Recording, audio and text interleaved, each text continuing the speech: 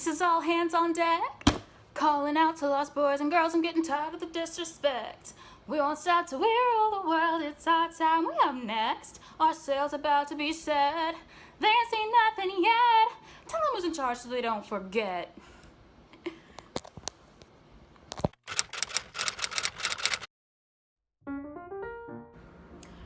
Greetings and salutations, beautiful humans. So I saw the second Descendants movie almost immediately after it came out. The reason I didn't see it the day of was because I was out of town, but as soon as I got home, I went straight to the DVR and looked at Descendants 2.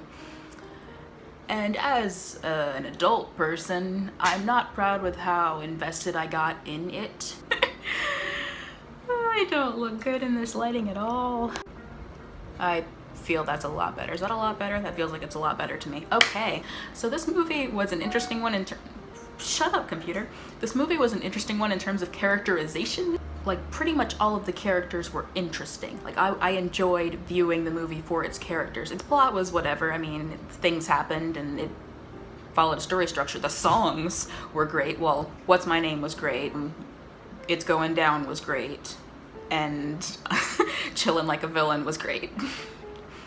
I don't think I was super into any of the other songs.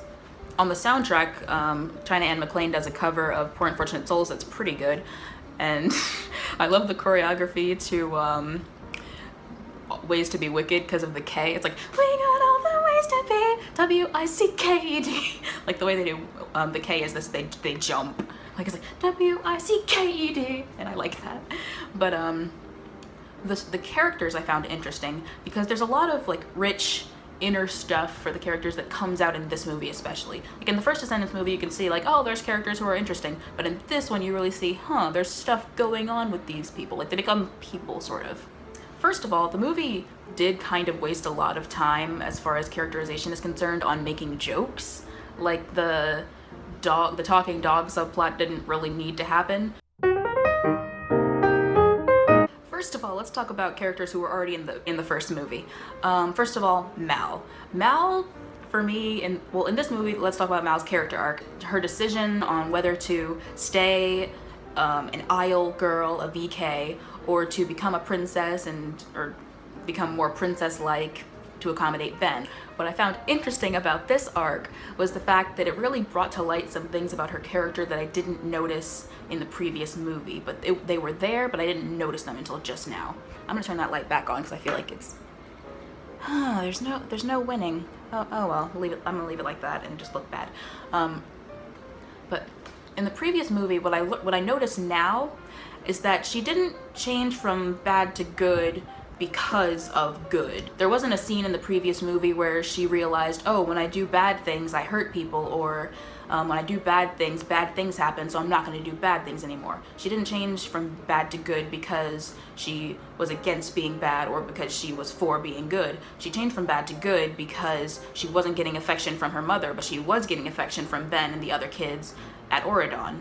So it was more a matter of where am I loved than a matter of which is better morally, which is why it became a thing in this movie, because when her relationship with Ben started encountering problems, she was like, well, I'm gonna go back to evil then, because that's where I have like at least a rep and stuff and I feel like myself. And when I first watched the movie, I didn't find that surprising at all, but when I watched the movie a few more times, it kind of became off-putting, like, you know, bad is bad, right? Like there was never a moment where she acknowledged, hey, it's bad to steal and it's bad to do bad things. Like there was never her character never had that. It was only about like what are the social repercussions of each choice. What are my friends doing? Where are my friends going to be? And that was pretty consistent with her character, honestly, though, because like in her upbringing, her mother gave affection as a reward for doing what she wanted, so for her it's all about affection. But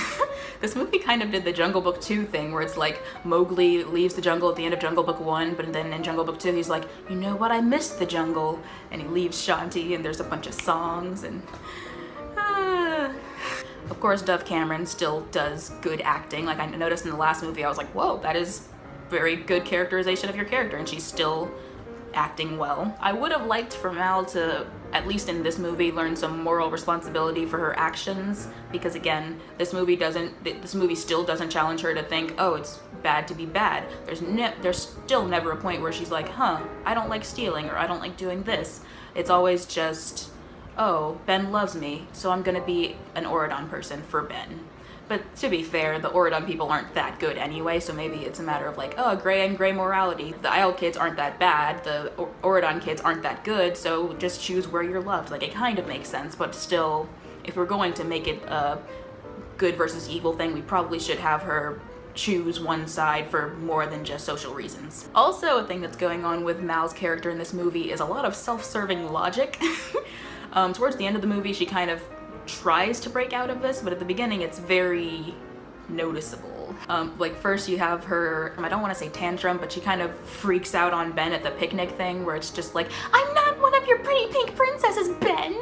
And and it's kind of, maybe off screen when the audience wasn't looking, there was a point where he pressured her into being more like an Auradon person, but we, the audience, never see that. All we see is him giving her gifts and stuff and being super understanding. Like while she's running off, he yells, I love PB&J. So it doesn't seem like a justified thing for her to start yelling and then just like run off as if he has wronged her in any way. He doesn't seem to be expecting anything of her that she is not. He shoos away the tabloid, the press, and even that's revealed at the end of the movie, where it's like he has a stained glass window made of the way she was before. So if anything, she's pressuring herself, and she decides to yell at him about it. And also everyone, because when they go to the aisle, she like yells into the thing, go away! And it's like, honey, no one is messing with you.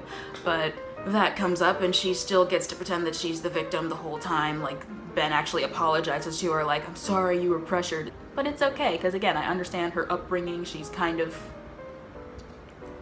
but also she didn't deserve an apology.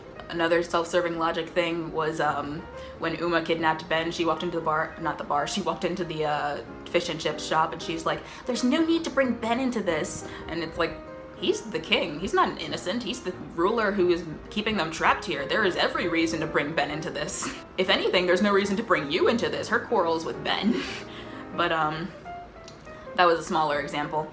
And then there was in the limo, when they're going back to the aisle after she got Ben, there was that whole moment where Ben was feeling bad for Uma, and she's like, Ben, Uma captured you, as if she, like, even Ben says, like, you were the same way before. And it's like, yeah, if the roles were switched, you'd be doing the exact same thing that she was, without a doubt. Like, you even also cast a love spell on, well, no, not love spell, she gave him a love potion, but still, her blaming of Uma seemed very designated hero type thing, where it's like, okay, sure, I guess we're going to agree that she's the villain just because you don't like her.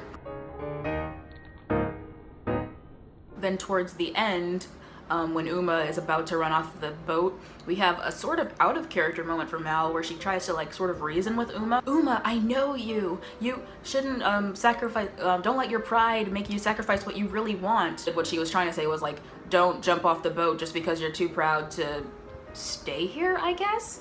But that was a misunderstanding of Uma, because, sorry, I'm really excited. I'm really excited about this. That Mal was misunderstanding what Uma was fighting for. Like, Mal in the first movie, I'm trying to have a better life, that was her thing. Like, she also had the Maleficent plot in there where she was like, oh, I want to be queen also. But for realsies, the whole thing was like, as long as my group is happy and safe in Auradon, we're cool. But Uma, it's not about her being an Auradon. So Mal is trying to appeal to her like, hey, you can just stay here, don't be whatever. But Uma's like, no, that's not what I'm about. I'm not here for me. I'm here to get my people off. And ignore that. Anywho. So yeah, that was another thing that I noticed. And then she turned into a dragon, and that was awesome. And honestly, I love Uma, but Mal would have won that fight, because dragons can be on land or in the water, whereas Uma could only be in the water. Well, I mean, be in the air or in the water, whereas Uma could only be in the water. So I love Uma, but Mal would have won that fight. Sorry. She breathes fire. If she didn't keep missing all the time like a stormtrooper, she would have won. Then we have Evie. Chillin' like a villain. Chillin'. And Evie's whole arc was pretty awesome because she went from I'm avoiding all things about the Isle, I don't want to talk about the Isle, I don't want to think about the Isle, I'm sure not going back to the Isle. And then at the end she becomes sort of, hey, I just realized that there's a bunch of people there we need to get off. So she becomes like, she has that whole speech with the group where she's like, those are our roots, we need to acknowledge our roots. And then she like talks to the people about getting Dizzy off the island. So Evie's whole thing is coming to terms with her past and working to make it better for others, and that's good. Evie was a very good character in this. Like, because a lot of people said that in this movie Mal's character regressed, like they feel like Mal went backwards, and I feel like for Mal it was a natural progression of what happened, but for Evie, she definitely moved forward. Evie went from kind of unhealthy repression of the past to very clear, let's fix what's wrong now by acknowledging what was wrong before. Honestly, Evie in this movie is getting stuff done all over the place. She is like making dresses for everybody, and Chad, well, not a dress for Chad, she's making a suit for Chad because Chad's all, I'm gonna be the king, and maybe gonna be the villain in the next movie, I hope so. And she organized the people to go to the Isle to get Mal back because Mal's having a tantrum. I'm kidding. One problem though with having Evie be this good and having her have such compassion for everyone, because remember the people were pickpocketing her and she's like, you know what, just take it because I understand that you're poor and you need it. Like, and getting Dizzy off. The problem with having Evie be this compassionate is that it makes it very clear how not compassionate Mal is. Like, there's even a part when they're both kind of walking out of the hair shop and Evie looks at Mal and she's, oh no, Mal talks to Evie and she's like, Dizzy's gonna be fine. And then Evie's just like, I know, but she could be so much more. And it's kind of like, hey, yeah, Mal's kind of just like leaving her people flapping in the wind there, whereas Evie's like, no, this is bad and we should do something about it. Carlos's character didn't have a lot of screen time, but he had a lot of depth for what screen time he didn't have. Like, his subplot with Jane wasn't very necessary. Like, it was basically just, oh, I'm too scared to ask her out. Oh, I'm still too scared to ask her out. At the end, the dog's like, hey, man up. And he's like, I'm gonna ask her out. And he asked her out, and she said yes, and that was the whole thing. We spent movie time on that we could have been using to develop Gil. Sorry, that's for later. So I felt like that was kind of a waste of time. I feel like Dude was also a bit of a waste of time, but it wasn't an unenjoyable waste of time. I mean, it was fun stuff. And again, for what time he had, he was very interesting. Like, there was time to kind of dive a little bit more into how he felt about his past, kind of like with Evie. She was avoiding her past, and Carlos was just sort of, there was that line where Mal said, do you ever miss scaring people and having them run away from you? And then Carlos is just like, you're thinking of my mother, and I was usually on the other side of that, so no. And it's just like, hey, there's a moment where he acknowledges how messed up his life was, and that was nice. Cameron Boyce acted that very well. I'm in a room talking to myself about Descendants 2. It just kind of crashed on me. I'm an adult. So he's still the Whoopi from the last movie, except for he's not scared of dogs anymore, and he has something of a backbone now. Like, he's talking to Chad like, get out. And it's like, okay, buddy with the freckles coming at us with the spine. I forget me. Anyway, and another strong character moment for him was when Jane hugged him after she said yes. And he just kind of, for a moment, he was just kind of standing there like, whoa, I'm being hugged. And then he hugged her back, I believe. And that was cute and sad, because it's like, oh, how many hugs have you had in your life? Jay, meanwhile, he didn't get a lot, but what he got was awesome. Like, it's kind of like with Carlos. He didn't get a lot of screen time, but what he had was good. A lot of the moments that the characters had were more of a staging thing or a choreography thing than straight up in the script stuff. For instance, there's that one moment in It's Going Down where Harry is like walking up on Mal like, hey, I'm threatening, and Jay walks up behind Mal like, hey, I'm threatening too, step back, bud, with your Scottish accent and your hot face. What? Anyway, just like Jay is down for his people. He's still the jokey rascal from the last movie. Like, Carlos asked him for dating advice and he's like, here's what you need to do. You need to look like me. Up top! And he didn't actually say up top, but I would if I were him. And it's very clear that he cares about his friends and he cares about fairness. A subplot that he had, which was also kind of a waste of time because, I mean, Mulan the movie exists, so we don't really need the by the way girls are cool thing, but it's fine. The subplot that he had was he's captain of the fencing team or whatever, and Lonnie wants to be on the team, but Chad is there like, nope, we have rules, and that's against the rules. There needs to be 1 captain and 5 men, or whatever the number was. And at the end, he kind of gets his thing in where he's like, well, actually, she's the captain now. She is the captain now. Which wasn't a great way to, it was a way to solve the problem, but also how about we change the rules, because those are bad rules. Now we can only have a maximum of 1 girl on the team at a time, but that's a problem for another, well, hopefully not for another movie. I don't want Descendants 3 to take out time changing the rule book of the fencing team. I feel like my hair looks really stupid today. 1 second. Whatever. So, essentially, Jay's whole thing in this movie is he's all for fairness and he's all for his friends. He's defending Mal, he's offering to drive her back if the whole Ben thing doesn't work out, and he's all for making things okay for Lonnie because she is too hardcore to not be on the fencing team. Like, that's pretty stupid. It's pretty stupid that Oradon even has that rule. I feel like Mulan would have protested that immediately. And also Belle. Like, Belle, really? You let that happen in the school your son goes to? Still with the characters from the first movie, we have Ben, who is, you know, still the cute, naive guy.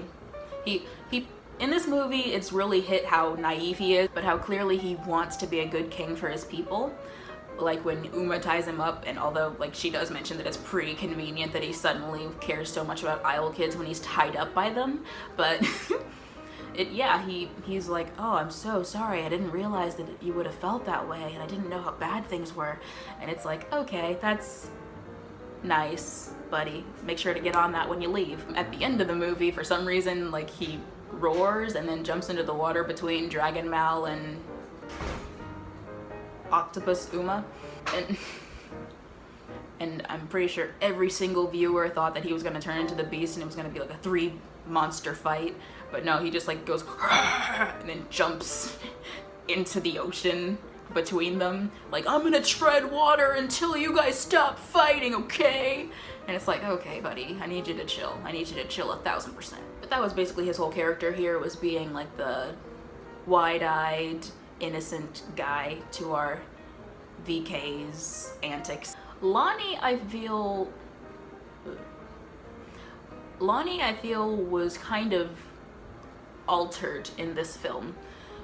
Her entire subplot was based on her AOing her way into the fencing team, but it missed out on the characterization she had in the first movie, which was, remember that scene where they were making the love potion and they needed the tear of human compassion or human sadness or whatever, and they got it from her because they told her how, well, not told her, they implied to her how bad their lives had been, and she was like, whoa, I feel such compassion for you, and they were like, get my tear, and like, that was her thing, was like, oh, I had a good life, I'm sorry you had a bad life, and also like something, I'm a good fighter. But in this movie, she actively sees how bad the Isle is, and she doesn't really have a reaction to it. Like, I feel that could have been addressed where it's like, whoa, I cried a tear of human sadness last movie because I just heard about how sad stuff is, but I'm actually here now, I see the poverty, and I'm kind of NBD about it. I'm just waiting for my fight scene. I would have sacrificed 1 or 2 talking dog scenes just to have Lonnie maybe go, oh man, this is so terrible, or something. And the last character I'm gonna talk about is Chad, because Jane didn't really do much except like suddenly be a cheerleader this movie, which I assume is because her hairstyle is better. So they're like, oh, you can be popular now. Chad in this movie was a lot dumber, first of all. Like, he was, like, I feel like in the first movie his thing was like, oh, I'm a jerky prince, and in this, I mean, the first movie was jerky prince, and this movie it's more like, I'm just gonna be pathetic the whole time. Like, just pathetic. I don't like what they did with his first scene, because like the way he walks off is, someone mentions Aubrey, girl, lady, and I should know the characters' names from the first movie, but I'm sorry, Audrey. Someone mentions Audrey, and apparently they broke up, so he starts crying, and then the characters laugh at him, and I don't like that, because they shouldn't be, if his character was female, if he was female and they had been like, hey, remember that guy you were dating? And she started crying, they wouldn't have laughed at her. They'd have been like, oh no, she's sad. So I don't think we should be tear shaming our male characters in a kid's movie that boys are gonna be looking at. Like they're gonna look at this movie and be like, oh, it's bad to cry. Now I know I shouldn't express my feelings. And I don't like that. So basically, kind of makes Doug and Evie a bit of sort of jerks for laughing at his sadness. It's like, huh, look at that guy being stupid and crying. It's like, guys, let him live. Now the new characters who I love, but I'm not biased about in the slightest, especially not the fact that my mom literally convinced me to get braids because Uma had braids.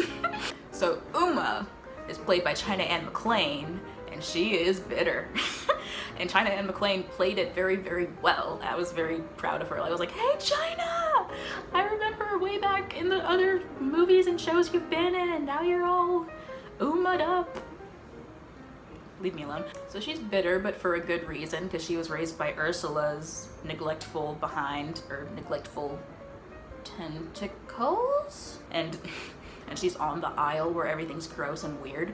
But she clearly cares about her crew, and I love that. Like in the song What's My Name, the characters are all over each other. The first line she says, or one of the first lines, is calling out to lost boys and girls.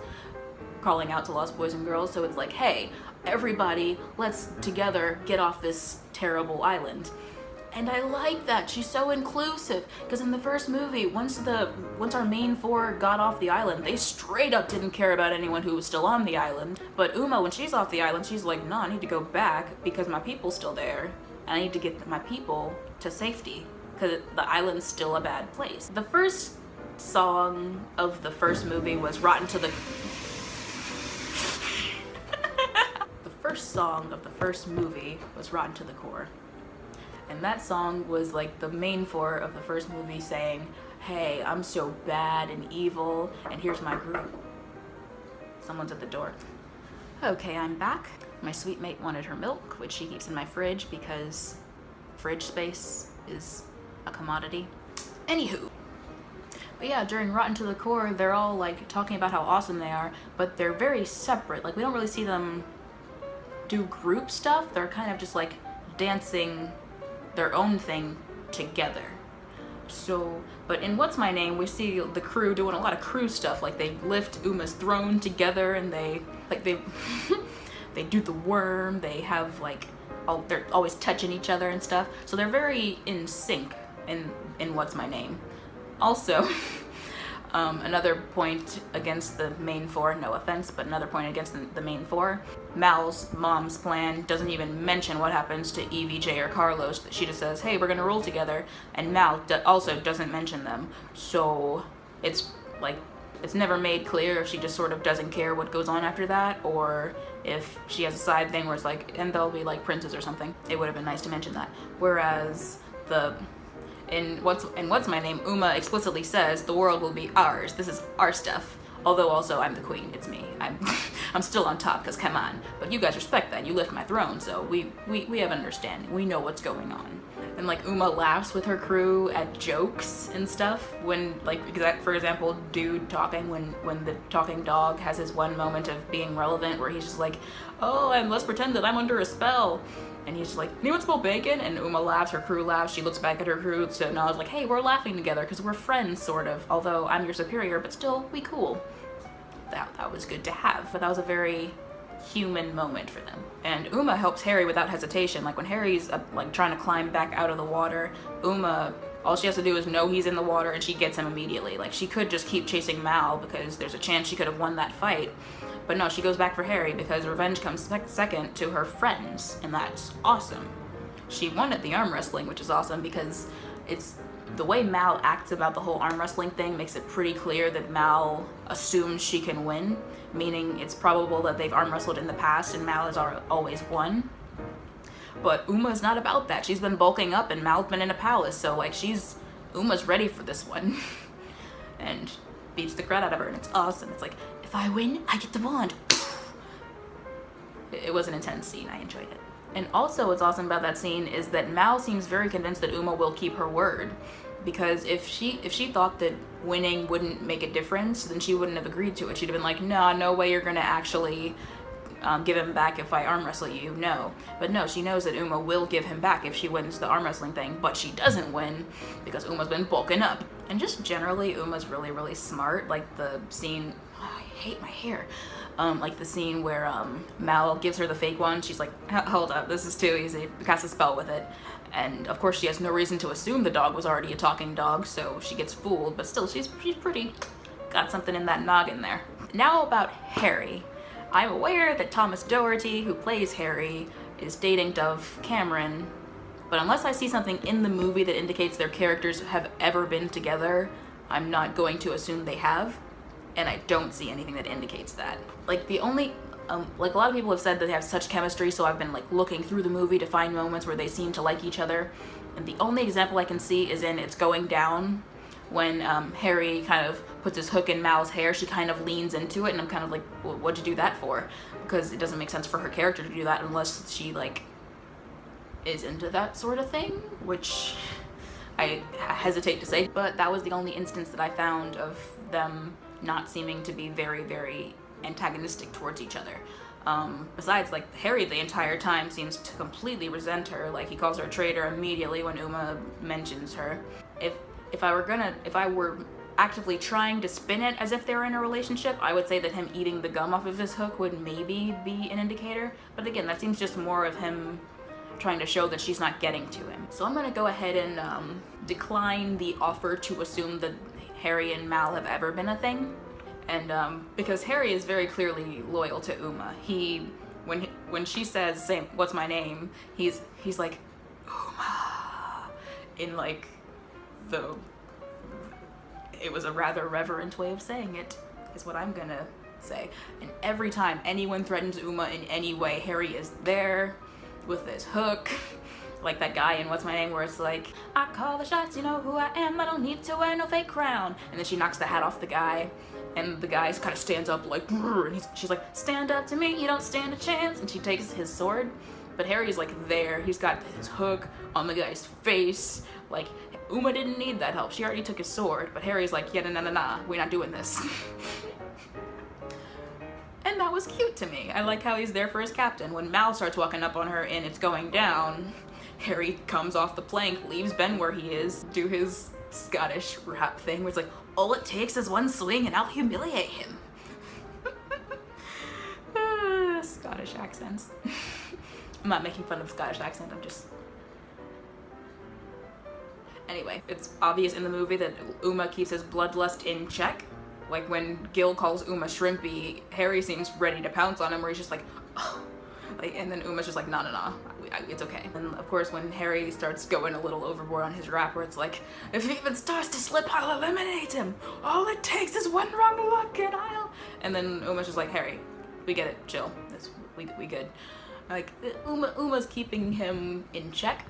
And of course, there's the, you said I could hook him. And she's like, I said at noon, boy.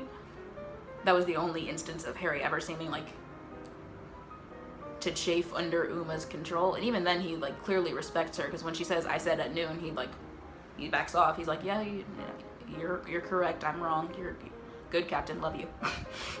And again, he's always backing her up. Gil calls her shrimpy, throws him out. Because it's noticeable that when he's not around Uma, because we only, the first time we see him is when he's going to the chip shop. And he's just kind of innocuously mean to people. Like, he's just like taking their clothes off the thing and like taking fish or whatever and just being kind of a jerk. But not actually evil, just kind of a troll. He's just trolling people around the aisle. And no one tries to fight him because he's Harry and he will hook the crud out of your face. But one thing that's like most telling about Harry's character is that he's completely content with being on the aisle. Like when Uma's trying to plot, he at one point says, hey, we have her turf now. They can stay in Borodon. And like, then Uma sets him straight like, no, that's her turf now and I want it. And he's like, okay, I guess we're doing this. Like, he's only doing this whole plot thing for Uma because Uma wants to do it. He's cool with just like having their piece of the aisle, or I guess like most of the aisle. Like, hey, we cool, we got food steadily coming, we have our turf, we're good. But Uma's not having it because it's like, no, we're not getting her leftovers, we're getting Oridon. And Gil. Sweet, sweet dumb Gil. Now Gil first of all, received a disproportionate amount of marketing for how much movie he was actually in, but we're gonna move past that for now. And he seems kind of isolated from the other two, like, because Uma and Harry are always working off each other. They do that hook to sword thing. That was awesome. It's like, and leaving us here will be their last regret. Gil seems isolated from them, but he isn't. He isn't, okay? Because like, Uma's stern with him, like, when he's like, no, she gave you the sandbox. She's like, I need you to stop talking. But that's not how she said it. She said it a lot more hardcorely than I did, but whatever. But it's notable that she included him in the side hug thing where it's like, son of Hook, son of Gaston, and me! Like, she included Gil, although he's always getting pushed around by Harry because he's just so darn stupid. And in the song What's My Name, like, first of all, Uma's next to him a lot. Like, there's, towards the beginning, she pushes him and he starts doing the worm or whatever that dance move was. And then when she's on her throne, he's sitting right next to her throne. And while Harry's rapping the, you know what they say, bad girls have all the fun. Like, when Harry's rapping it, you can see that Gil is next to Uma, mouthing along to the rap, which really makes me think that Harry has practiced that rap in Gil's presence, and I love that thought. And also, it's important to notice that Harry never threatens Gil with actual violence. When Uma gives Harry the go-ahead to punish Gil for calling her shrimpy, Harry doesn't, like, harm Gil, he just, like, kicks him out, like, he puts him in timeout. So it's more like Gil is their little brother figure, or if you're shipping, then ship away. Like, I like the Harry, Uma, Gil ship as much as anyone, or as much as the people who like it, but the dynamic that we see definitely in movie is younger sibling, put him in timeout type of thing. And he's noticeably really, really happy to be there. Like, he's just so happy to be with them. Like, the scene where he finally notices who Ben is, he's just like, oh, Uma's gonna love this. And I wish there had been a scene where he told Uma, because I feel like he would have been so excited to tell her. Well, he was so excited to tell her. I wish there had been a scene of that. If there's a fan fiction of that, link me to it, please. And Gil is just so darn innocent, man. He has no ill will towards anyone. He's loyal to Uma, but he doesn't, like, want to hurt anybody. And in the song It's Going Down, he's smiling up a storm the entire time. He's just like, and he does that thing when Uma's about to walk through, like, here comes the queen. But he doesn't actually want to cause harm to the others. Like, when he's about to sword fight with Ben, he's like, hey, Ben! And of course there was a line, oh, tell your dad that my dad wish he killed your dad when he had the chance. Gil's just cute. There's not much more I can delve into. I just kind of wanted to talk about Gil for a minute. I feel like one of the appeals to having Gil as a friend for Uma is that he is kind of her proof that the people on the aisle don't deserve to be on the aisle. Because if you have a guy like Harry, obviously he's down for her and it's awesome, but he's bloodthirsty as heck. As all heck. I don't know what the phrase would be, but he's very bloodthirsty. So, like, he's not exactly, like, if the people of Oridon went to see Harry, they'd be like, well, yeah, he should be on the aisle because he's crazy. But anyone seeing Gil knows that Gil doesn't mean any harm. So to Uma, it's kind of like, hey, look at this guy. This guy doesn't need to be on the aisle. Also, Gil says the lyrics to the Gaston song, which makes me think that, like, the songs within the Disney movies, like the Disney animated canon, that the songs were all diegetic, and that messes with my mind. Like, were they actually singing in real life? In the Descendants movies, are they singing in real life? Because, like, if he knows the lyrics to the song that we, the audience, know, then that must mean that the song actually exists in their universe, and that messes with me. Or maybe for them it's a poem. Like, maybe he used to have that chant where it's like, quick and slick, and my neck's incredibly thick, or I don't know. It seems like the song is real, and that's like, I guess they're actually singing. I guess when Uma raps at Mal, she's actually rapping in real life. I don't know, I can't really dive into that either, but it's neat, isn't it? And like I said, I feel like they could have taken time away from Talking Dog, and Carlos gets a girlfriend, and Jay coaches fencing, to maybe give Gil some more lines or scenes or basically anything, or just make the movie longer. Basically, they could have done more for Gil in this. I kind of wish that instead of Uma swimming out by herself, maybe she, Harry, and Gil had paddled a rowboat or something out through the barrier, so that it's like, hey, here's why we had so much emphasis on these three characters. It's because they got out together and now they're all out and stuff. Like, that would have made a lot of sense. And honestly, I wouldn't mind if these three were the next movie's focus, like if we get a Descendants 3, I kind of want it to be more focused on Harry, Uma, and Gil because they're so fascinating. And anyway, if we do more with the original 4, I feel like they're gonna go backwards because Mal is already kind of, like, it's been 2 movies, and first of all, her relationship with Ben has faltered multiple times, and she still hasn't learned that good is good.